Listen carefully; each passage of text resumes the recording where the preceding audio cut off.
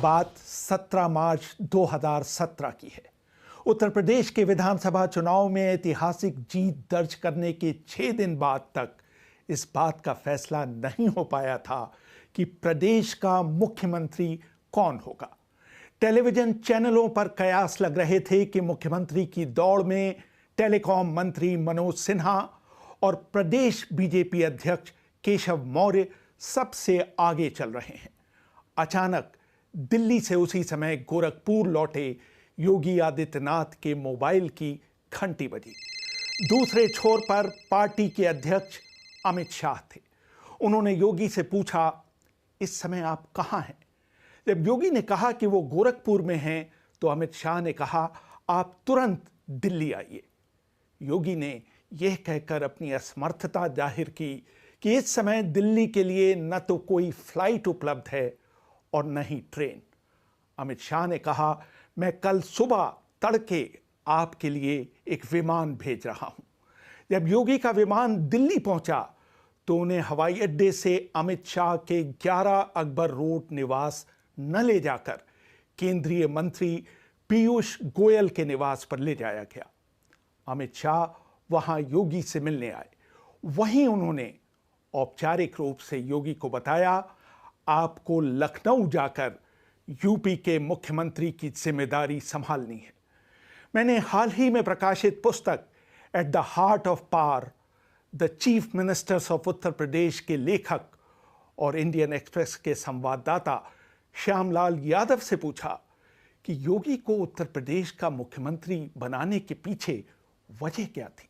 2017 में कोई projected candidate नहीं था। 5 नामों पर मोटे तौर पे विचार किया गया था, जिसमें योगी आदित्यनाथ थे 1, केशव प्रसाद मौर्य थे 2, लक्ष्मीकांत वाजपेयी थे 3, मनोज सिन्हा थे 4, दिनेश शर्मा थे 5। आपको मालूम है कि बीजेपी की एक पहचान रही है शुरू से, वो ब्राह्मण बनिया पार्टी टाइप। उन्होंने सोशल अपना बेस काफ़ी एक्सटेंड किया था।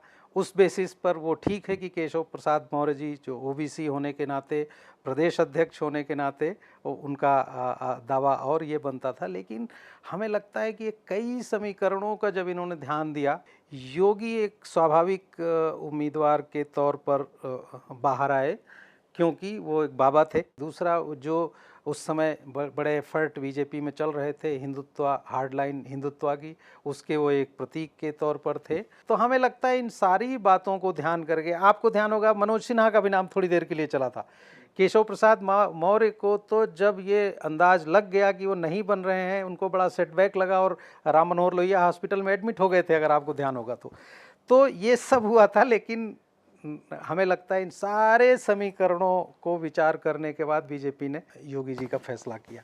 तब तक राज्यों में नरेंद्र मोदी की पसंद लो प्रोफाइल मुख्यमंत्री हुआ करते थे। उनके लिए योगी के नाम पर मोहर लगाना थोड़ा असामान्य था, क्योंकि वो भी उन्हीं की तरह मास लीडर, पोलराइजिंग फिगर और हिंदू नेता थे। उन्होंने अपनी पारी की शुरुआत देश में मोदी, यूपी में योगी के नारे के साथ की थी। मुख्यमंत्री बनते ही उन्होंने उत्तर प्रदेश सचिवालय एनेक्सी को केसरिया रंग में रंगवा दिया। उसके बाद उन्होंने एक अध्यादेश जारी करवाया, जिसके अनुसार हर अंतरधार्मिक विवाह और धर्मांतरण के लिए कम से कम 2 महीने पूर्व जिलाधिकारी की पूर्व अनुमति लेना जरूरी हो गया। उस अध्यादेश में कहा गया, कोई भी व्यक्ति प्रत्यक्ष या प्रत्यक्ष रूप से तथ्यों को छिपाकर ताकत, जोर जबरदस्ती या लालच से किसी व्यक्ति का धर्मांतरण करने की कोशिश नहीं करेगा। सिर्फ धर्मांतरण के लिए किया गया विवाह या विवाह के लिए किया गया धर्मांतरण अवैध होगा। बिजनौर में दिए भाषण में उन्होंने ऐलान किया, अब कोई जोधाबाई अकबर के साथ नहीं जाएगी। योगी सरकार ने एक और नया प्रयोग किया। सीएए प्रदर्शन के दौरान सरकारी संपत्ति को हुए नुकसान के लिए उन्होंने उन प्रदर्शनकारियों पर जुर्माना लगाया जिन्होंने इसमें भाग लिया था। योगी आदित्यनाथ के एक और जीवनीकार शरद प्रधान और अतुल चंद्रा अपनी किताब Yogi Adityanath, religion, politics and power, the untold story में लिखते हैं। मार्च 2019 में लखनऊ पुलिस ने 57 प्रदर्शनकारियों के खिलाफ कार्रवाई शुरू की। उन्होंने प्रदर्शनकारियों को शर्मसार करने के लिए उनके नाम, तस्वीरें और पते सार्वजनिक स्थान पर होर्डिंग्स पर लगवाने शुरू कर दिए। उनके इन सब कामों ने उन्हें आरएसएस की आंखों का तारा बना दिया। 16 अक्टूबर 2018 को उन्होंने इलाहाबाद जिले का नाम प्रयागराज और 3 हफ्ते बाद फैजाबाद जिले का नाम अयोध्या रखवा दिया। लेकिन 2022 विधानसभा चुनाव से पहले एक समय आया जब केंद्र ने करीब करीब उन्हें हटाने का मन बना लिया था, लेकिन वो इसे रोकने में कामयाब हो गए। मई 2021 से लेकर के और जुलाई अगस्त 2021 तक, मीन्स अर्ली 2022 में इलेक्शन होने थे, तो ये 8-9 महीने पहले से ये सब दिल्ली, लखनऊ में बार बार इनकी कोऑर्डिनेशन मीटिंग, इस लेवल की मीटिंग, उस लेवल की मीटिंग लगातार ये चलती रहीं। और एक लेवल पर तो जैसा हमने लिखा है कि ये मान लिया गया था कि now the decision has been taken, फैसला हो गया है और मुख्यमंत्री को सिर्फ कन्विंस करना है। उसके बाद क्या हुआ इसमें किताब में बहुत नहीं लिखा गया है, लेकिन जो अंदाज लगता है कि पार्टी ने ये जो असेसमेंट किया होगा कि उस समय जो वायुमंडल था, शायद उनकी पॉपुलैरिटी भी थोड़ा पार्टी के बियॉन्ड भी जा चुकी थी पार्टी से, और उनको बाहर दूसरे स्टेट से बड़ी डिमांड हो रही थी।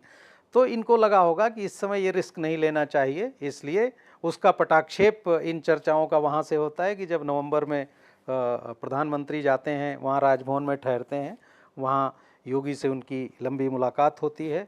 जो भी बात अंदर हुई हो, बाहर निकल करके पूरे आत्मविश्वास के साथ योगी एक ट्वीट करते हैं, हम निकल पड़े हैं प्रण करके, अपना सब कुछ अर्पण करके। और उसके बाद फिर 2022 का चुनाव आ जाता है, जो इनके नेतृत्व में लड़ा जाता है और फिर बीजेपी जीतती है, आपने देखा।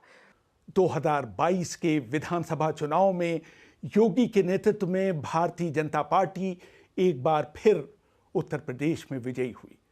मुख्यमंत्री के रूप में उन्होंने कानून और व्यवस्था और अपराधियों पर क्रैकडाउन को अपनी मुख्य नीति बनाया। इसी के तहत इलाहाबाद के अतीक अहमद, गाजीपुर के मुख्तार अंसारी और भदोई के विजय मिश्रा को निशाने पर लिया गया। राज्य की शब्दावली में बुलडोजर और एनकाउंटर नए कीवर्ड्स के तौर पर उभरे। उनकी सरकार ने रामपुर के प्रमुख समाजवादी पार्टी के नेता आजम खां के खिलाफ भी कार्रवाई की। 2013 में जो मुजफ्फरनगर में राइट्स हुए, और उसके पहले आपको ध्यान है उस समय समाजवादी पार्टी की सरकार थी, थोड़ा उनका मुस्लिम्स के प्रति सॉफ्ट कॉर्नर रहता है, उसकी वजह से कई जगह लोगों को लगता था कि हिंदू मुस्लिम कहीं प्रॉब्लम हो रही है तो उनके प्रति सॉफ्ट कॉर्नर रख रहा है एडमिनिस्ट्रेशन। ये सब चीज़ें, उनका इम्पैक्ट जो है इधर दिखाई पड़ रहा था। आपको ध्यान होगा वेस्टर्न यूपी में हमेशा जाट और मुस्लिम कंबाइन चौधरी चरण सिंह जी के ज़माने से वो बड़ा सॉलिड रहा है, लेकिन 2013 के बाद वो टूट गया उन मुजफ्फरनगर राइट्स की वजह से। योगी जी जो सीएए के प्रोटेस्टर्स की प्रॉपर्टी सीज करने की बात की, ठीक है, वो भी एक उसका भी उनको अपने अपने जो समर्थक वर्ग में बड़ा फ़ायदा मिला, लेकिन ये पहली बार यूपी में नहीं हुआ था। योगी से भी ज़्यादा सख्त एडमिनिस्ट्रेटर इस मामले में चौधरी चरण सिंह होते थे। चौधरी चरण सिंह तो धरना प्रदर्शन और डेमोन्स्ट्रेशन के ही खिलाफ थे, और धरना प्रदर्शन करने वालों को, पब्लिक प्रॉपर्टी डिस्ट्रॉय करने वालों से वसूली करना, ये उनके मुख्यमंत्री रहते हुए का आइडिया था। योगी का जो कार्यकाल है उसमें ये सही है कि उसने भी एक रोल प्ले किया, लेकिन मैं वही कहूँगा कि ये सारे फैक्टर्स जब मिला करके देखते हैं तब जो है उनकी सरकार और उनकी जो पर्सनालिटी कहें, उसकी एक्सेप्टेबिलिटी बनती है ना, वो उसके चलते है। उत्तर प्रदेश के इतिहास में वो पहले मुख्यमंत्री बने जिन्होंने न सिर्फ अपना 5 साल का कार्यकाल पूरा किया, बल्कि उन्हें अगले कार्यकाल के लिए दोबारा मुख्यमंत्री चुना गया। पार्टी में उनका कद बढ़ा और उन्हें राष्ट्रीय स्तर के नेता के तौर पर देखा जाने लगा।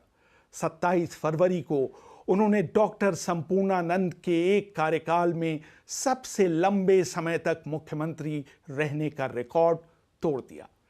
30 मार्च 2024 को उन्होंने मायावती का सबसे लंबे समय तक उत्तर प्रदेश के मुख्यमंत्री रहने का रिकॉर्ड भी तोड़ा।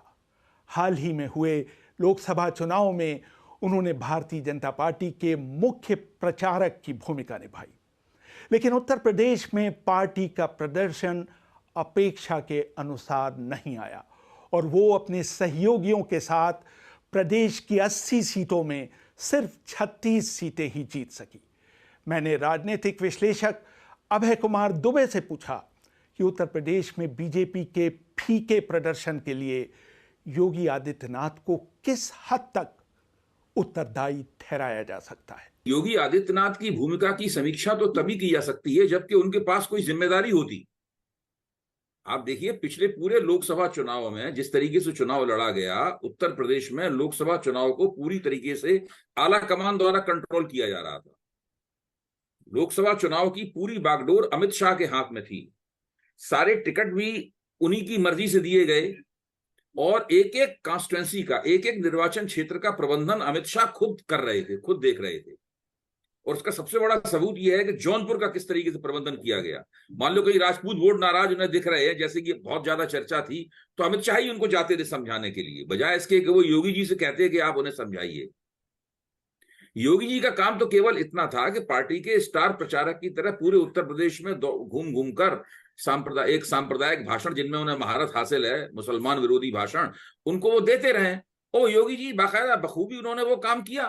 तो उनको जितनी जिम्मेदारी दी गई थी, उन जिम्मेदारी का उन्होंने पूरी तरीके से पालन किया। इसलिए योगी जी को तो इस हार का जिम्मेदार ठहराया ही नहीं जा सकता। तो योगी जी पे अगर कोई जिम्मेदारी डालने की कोशिश कर रहा है तो वो साजिशन ही है। केंद्र में सरकार बनाने के बावजूद उत्तर प्रदेश के चुनाव परिणाम को बीजेपी नेतृत्व के लिए बचाना मुश्किल हो गया, खासतौर से तब जब यूपी से सटे हुए राज्यों जैसे उत्तराखंड, बिहार, मध्य प्रदेश और दिल्ली में बीजेपी ने शानदार प्रदर्शन किया। 2019 के संसदीय चुनाव और 2022 के विधानसभा चुनाव में जबरदस्त सफलता के बाद कुछ हलकों में आदित्यनाथ योगी के लिए राष्ट्रीय भूमिका की संभावनाओं पर मंथन होने लगा था और उन्हें अगली पीढ़ी के बीजेपी नेता के तौर पर देखा जाने लगा था।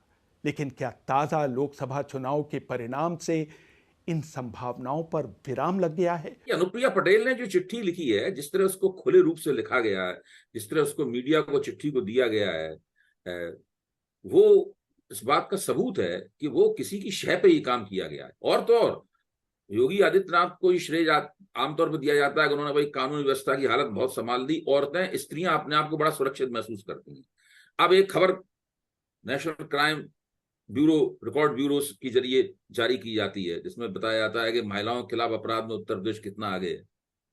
तो ये खबर क्यों जारी की जाती है? ये सब इसीलिए, एक था कि योगी को जिन बातों से ब्राउनी पॉइंट्स मिलते थे, जिनको, जो उनका एक खास तरह का मॉडल था, बुलडोजर मॉडल मतलब था, जिसमें वो बुलडोजर मॉडल या आप कह सकते हैं एनकाउंटर मॉडल भी था वो। तो वो इन सब चीजों की साख जब तक नहीं गिर जाएगी पूरी तरीके से उत्तर प्रदेश में या मतदाताओं के दिमाग में, तब तक शायद आला कमान इस बात का इंतजार करेगा।